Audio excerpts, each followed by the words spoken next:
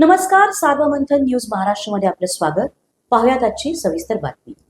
साईबाबांच्या चरणी दर्शन घेण्यासाठी आलो. या राज्यातली जनता सुखी समाधानी राहिली पाहिजे हे पण साईंच्या चरणी साकडं घातलंय. शेतकरी प्रचंड अडचणीत आहे, त्याबाबतही साकडं घातलंय आणि नवीन वर्षाचं दर्शन घेतलं. आता नवीन वर्ष नाही आहे पण म्हणायचं आता इंग्रजी काळातलं नवीन वर्ष आणि धर्मातलं नवीन वर्ष, तर दोन गफलत या. मराठा आरक्षणाचं काय होईल किंवा पुन्हा करावं लागेल काय वाटत नाही पुन्हा आंदोलन करावं लागेल असं वाटत नाही, कारण जबाबदारी विखे पाटील साहेबांनी घेतलेली, त्यामुळे समाजाने त्यांच्यावरती विश्वास ठेवलेला आहे. मुख्यमंत्र्यावरती विश्वास ठेवलेला आहे की मराठवाड्याचा JR निघाला आहे आणि त्या पद्धतीनं सगळं कामकाज होईल असं त्यांच्याकडून सांगणं प्रत्येक वेळेस. समाजानं 70-80 वर्ष नव्हतं, विश्वास ठेवणं सुद्धा तेवढंच गरजेचं आहे म्हणून आम्ही विश्वास ठेवला. आंदोलन करण्याची वेळ आमच्यावर येणार नाही ना. आता जर आंदोलन करायची वेळ आली तर अवघड होऊन जाईल सरकारचं, कारण मग पुन्हा गै नसती, कारण शेवटी मला समाजापेक्षा मोठं कोणी नाही आहे. पण आज माझ्यापुढं सगळ्यात मोठा प्रश्न आत्ता एक अचानक उभा राहिला आहे. मी तिकडे अर्जंटमध्ये चाललो आहे, म्हणजे मी सगळे आता पुढचे दौरे अचानक रद्द केलेत आत्ता, आणि मी आत्ता अर्जंट पुण्याला चालवत की 1-1.5 लाख पोरांचा विषय MPSCच्या आणि जाणून बुजून त्यांना त्रास दिला जातोय.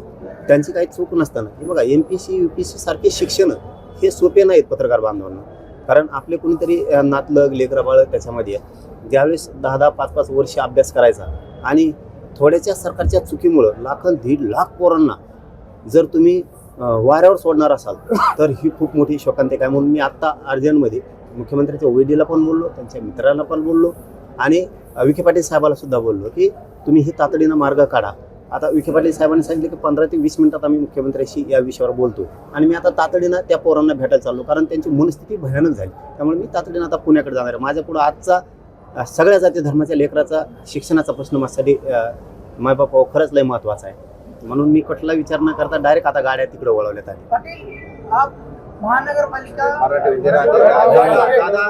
प्रश्न महत्वाचा आहे. शेतकऱ्यांना अनेक अडचणी सामोरं जावं लागले. मध्यंतरी एक किडनी विकल्याचा प्रकार उभा झाला, त्या शेतकऱ्याला केवळ 5-7 लाख रुपये दिले गेले, मात्र लाखोचा मलिदा खाल्ला गेला. दुसरा प्रश्न असा आहे की बिबट्यांमुळे शेतकरी हैराण झालेला आहे. आता घेऊन कामगारांचं रक्षण करण्याची वेळ शेतकऱ्यांना आली आहे. सरकारचीच जबाबदारी आहे. बिबटे आले किंवा शेतकऱ्यावर नैसर्गिक अडचणी आल्या, हे सरकारचीच जबाबदारी असते, कारण एक पालक म्हणून पालकत्व या राज्यातल्या जनतेचं त्यांनी स्वीकारलेलं असतं. गोरगरिबांकडं वाहक रोखायची किंवा कुठले नैसर्गिक संकट रोखायची यंत्रणा नसती, यंत्रणा ही सरकारकडे असते आणि ते सरकारनं उपलब्ध करून द्यायची असते. आता शेतकऱ्याला करण्याची वेळ येते तर शेतकऱ्याकडे एक हत्यार आहे ना, आपण त्या हत्याराचा उपयोग नाही करत. जर आपल्याला करायची वेळ येते, आपल्यावर किडनी विकायची वेळ येते, शेतकऱ्यापेक्षा मोठा वर्ग राज्यात नाही.